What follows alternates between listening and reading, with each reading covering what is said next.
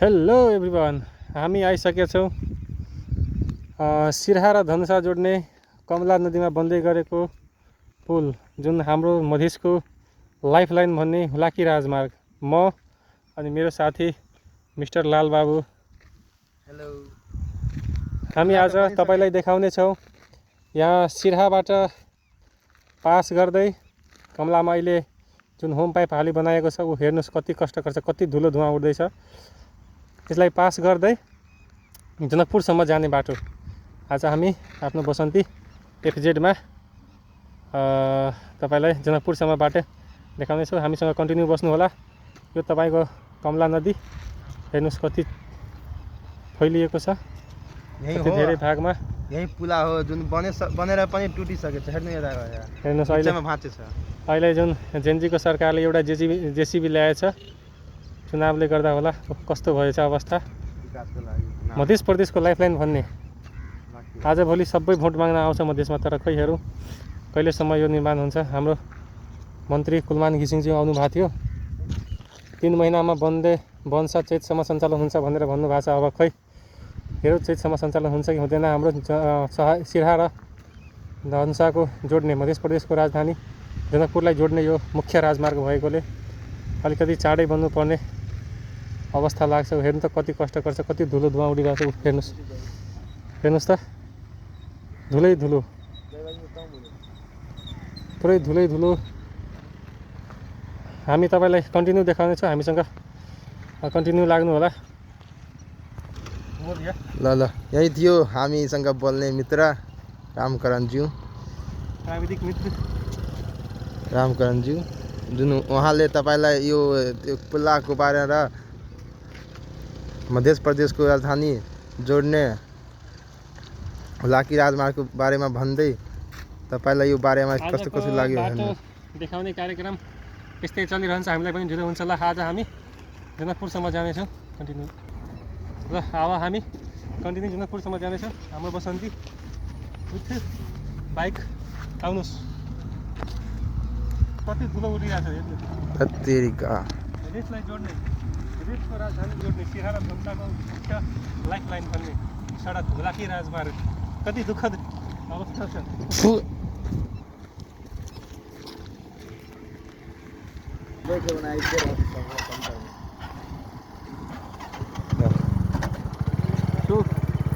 एकदम बिस्तारै चलाउनु होला, बाटो एकदम खराब छ यहाँको अवस्था।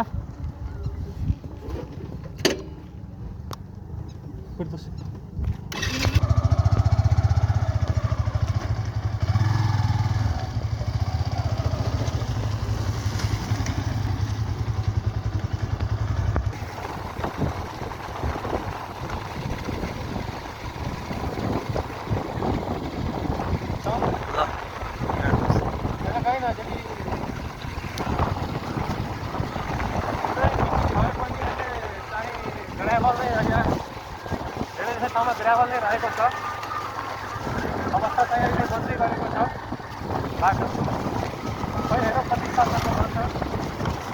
सरकार आयो कि बनाउँछ कि बनाउँदैन थाहा भएन। हामी बालेनको समर्थक हौँ। बालेनको सरकार आयो भने गर्छ कि गर्दैन हेरौँ। कतिको दुःख भोग्नेछ मधेसको जनताले अझै। यो पनि त्यस्तै छ, टुटेको भत्केको।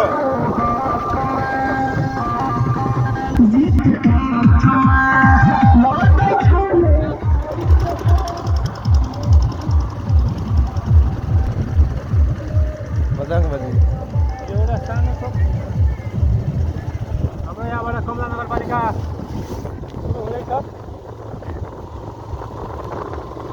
ल यहाँबाट नगरपालिका सुरु हुँदै हो।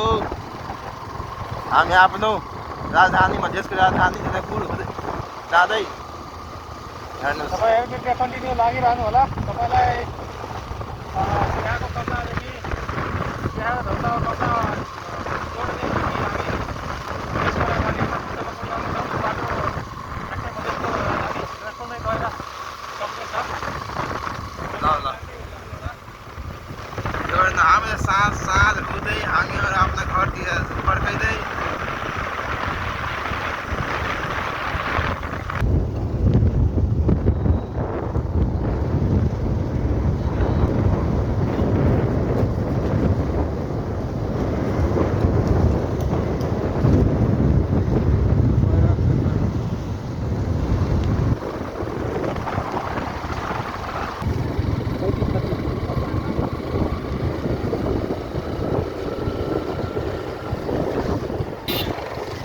हामी लगमा बजार हुँदै हेर्नुस्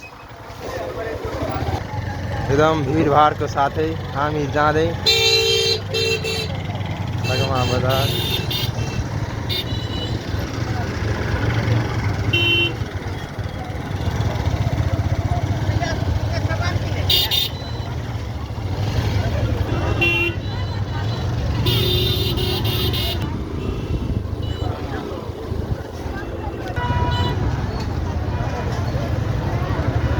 चोक मन्दिरको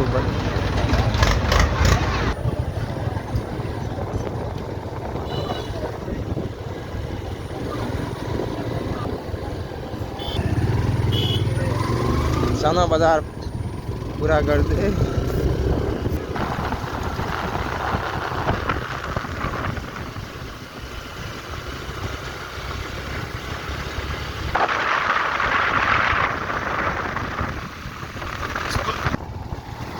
हामी 3 कोरियामा पुग्दै हेर्नुस्।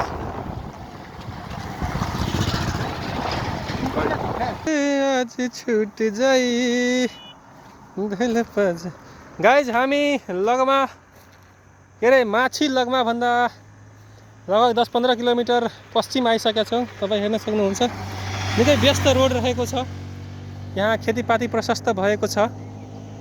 तपाईँलाई आज म जनकपुरसम्मको यात्रा देखाउने छु। सिराहा र धनुषा जोड्ने मधेसको लाइफलाइन भन्ने हुलाकी राजमार्गमा यहाँ हेर्न सक्नुहुन्छ कि ठुलो यो चिमनी चलिरहेछ।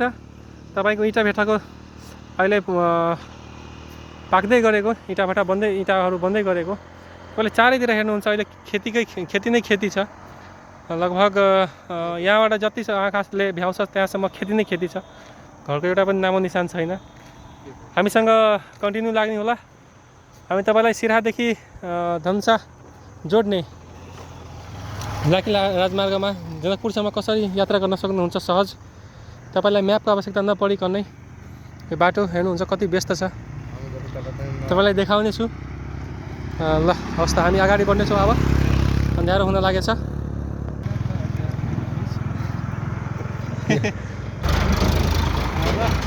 हामी अब जाँदैछौँ फेरि। मेरो क्यामेराम्यान साथी मिस्टर लाल बाबु अनि म तपाईँलाई थाहै होला। ल बन्दै गर्नु होला हामीसँग। साथीहरू हामी 3 कोरिया आउँदै 3 कोरियाको चोकमा यस्तै हो खालो खुल्लो बाटो बेले हो भन्ने हाम्रो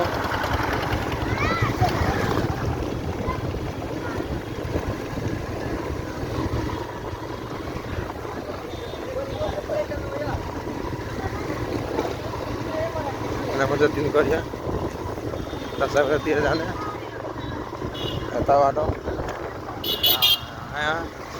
यो जनकपुर जाने बाटो सिधा जनकपुर। यहाँ काङ्ग्रेसको झन्डा माथि उचाल्दै तलबाट छिर्दै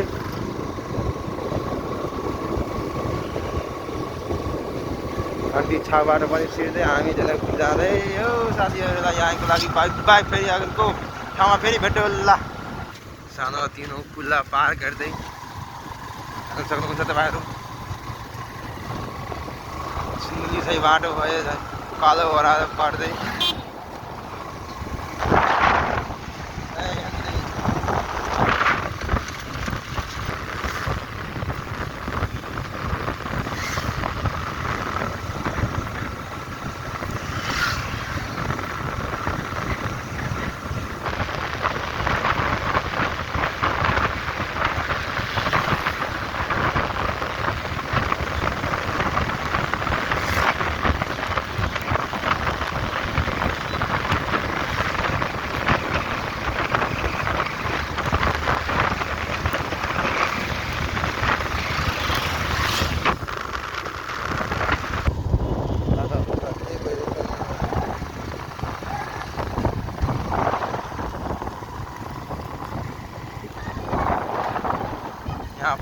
हामी ओरीमा सक्नुहुन्छ तपाईँहरू। ओरी पार गर्दै अर्को गाउँतिर लाग्दै हो। ओरीको मन्दिर पुरा सेतो सेतो मन्दिर, सेतो सेतो माता रानी। यस्तो घुमाउरो र बाटोहरूमा गाउँघरहरू छिर्दै बच्चा रोडमा कुद्दै हेर्नुहोस् यस्तो कस्तो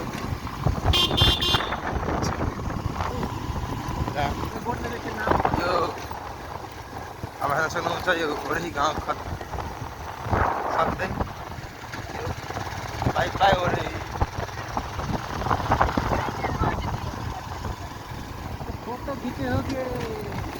यो ओरीको यो दिवार बाबा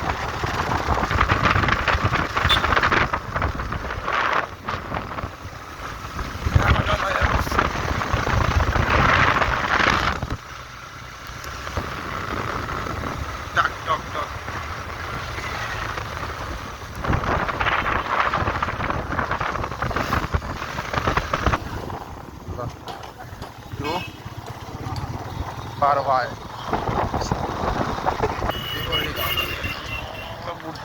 फोकसै खाँदो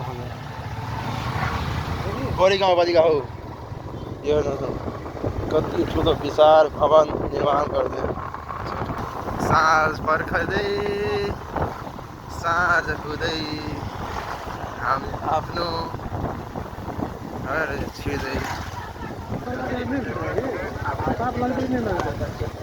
यो देउरी बजार हेर्नुहोस्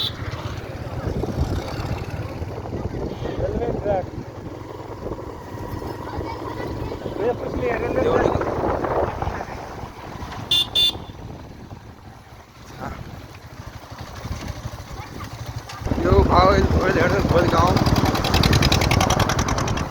भोलि गाउँमा तपाईँहरूलाई स्वागत छ